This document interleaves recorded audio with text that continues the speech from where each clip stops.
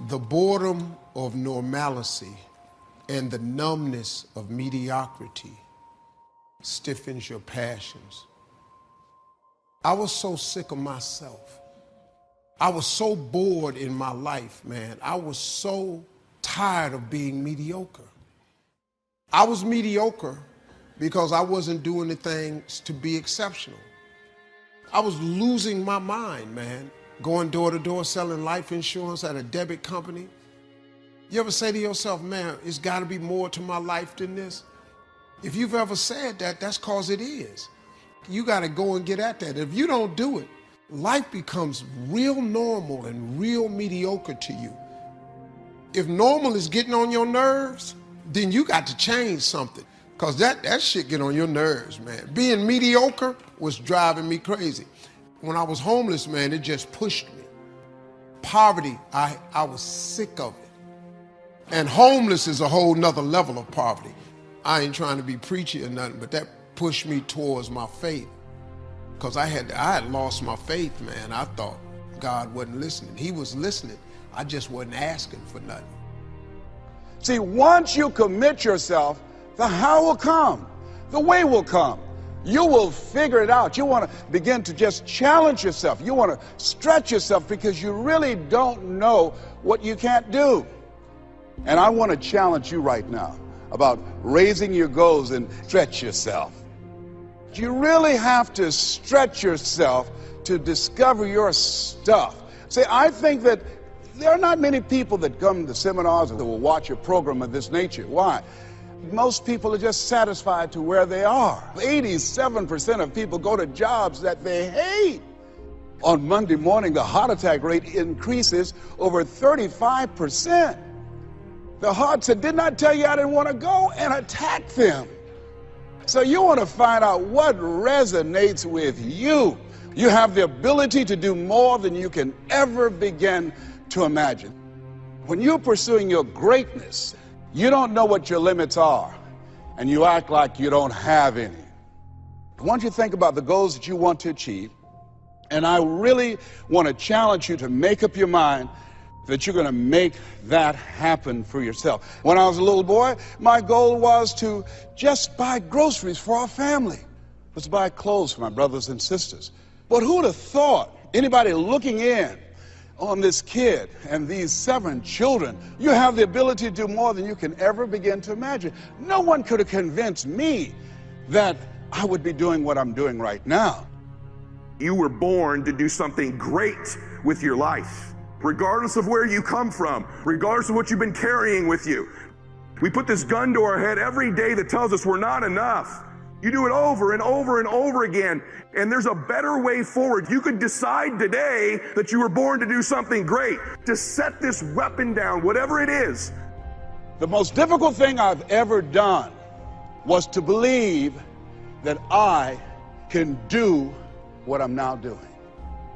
Just given my circumstances, I earn millions of dollars every year. No one could have convinced me, being labeled educable, mental retarded, failing twice in school, no college training. I did not know I can do what I'm doing right now. I'll never forget Mike Williams, my mentor.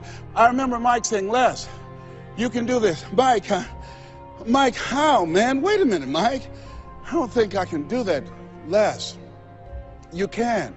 Les, why don't you just test yourself? Why don't you stretch, Les? Come on, man. And here's something I realized. Write this down. Sometimes you have to believe in somebody's belief in you until your belief kicks in. You have this kind of convoluted, limiting belief about why you can't do something. That's this your own BS story you keep telling yourself. How about you just decide it's a lie, even if it is true? See, most people never achieve their goals because most people suffer from possibility blindness. It's not what you don't have, it's what you think you need that keeps you from being successful. It's not what you don't have. See, I was focused on what I didn't have. I was focused on the negative things. It said, negative things are the things that you see when you're not focused on your goal. What do you come with that you have within you? This is not what I was believing for, but it's close. It's good enough. I was hoping for that management position. Didn't work out. This other job is good enough. You don't have to settle. Now, you may have some good enough areas in your life, but don't stop there. You have to keep stretching, keep believing for the fullness of what God promised. What God has spoken over you will come to pass. Not partially, not to where you say this is good enough. He's going to do it even though it seems too late, even though you've made mistakes. God has some of these who would have ever thought blessings coming your way. Favor that doesn't make sense. What am I saying? Don't settle for a watered down version of what God promised you. There are dreams He's whispered to you in the night. Things that seem so big, that may seem so unlikely. God wouldn't have promised it if He wasn't going to bring it to pass. Are you settling for good enoughs? Talking yourself into it? Thoughts will tell you all the reasons why it's not going to happen for you. You're too old. You've made too many mistakes. You don't have the talent, the resources. None of that stops our God. There are some far out things God has in your future. Goals and dreams that you can't accomplish in the natural. The good news is God knows how to do the extraordinary. But sometimes the reason we settle is life hasn't turned out the way we thought. Unfair things have happened. Now we've lost our passion. The truth is, we've all had bad breaks. We can all find a reason to live offended, angry, but if you'll refuse to settle, on the other side of that hurt is a new level of your destiny. Press past the disappointments. Press past those lonely nights. What if my father would have settled in poverty? I wouldn't be up here. What if Joseph would have settled in bitterness, betrayed by his brothers? He would have never become the prime minister of Egypt. Amazing things await you if you just don't settle. The enemy would love for us to get so discouraged, so disappointed that we settle on the way to our destiny. This is what happened with the Israelites. God brought them out of slavery, made it next door to the promised land. But when they saw how big the people were, they became too discouraged to believe. They settled in the desert. And I believe many of you are next door to your promised land. The question is, are you going to settle there, or are you going to stir your faith up? These giants may be big, but I know my God is bigger. This financial difficulty, this trouble at work, but I know God is still on the throne. I know today I'm not looking at settlers, I'm looking at overcomers. I'm looking at victors, not victims. Now, not settling may mean getting training so your gifts can come out in new ways, developing your business plan, meeting with mentors to bring about your goal, joining a support group to help break the addiction. It may mean putting more effort into your marriage.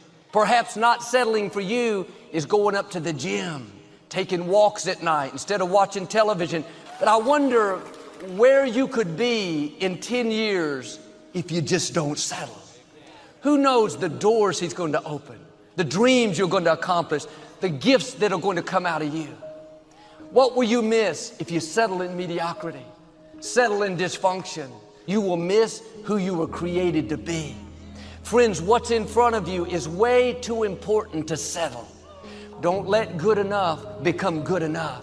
Get your fire back and go after the destiny that belongs to you.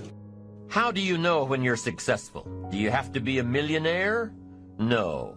All we ask of you is that you earn all you possibly can. It doesn't matter 10,000 a year or $1 million a year. It doesn't matter as long as you've done the best you possibly can. Be the most you possibly can, and here's why. The essence of life is growth. To do the best you can. And here's what's interesting. Humans are the only life form that will settle for less. Now, why wouldn't human beings strive to their maximum possibility? Here's why. Because we've been given the dignity of choice. And here's the choice: to become part of what we could be, enough to get by, or to become all that we can be.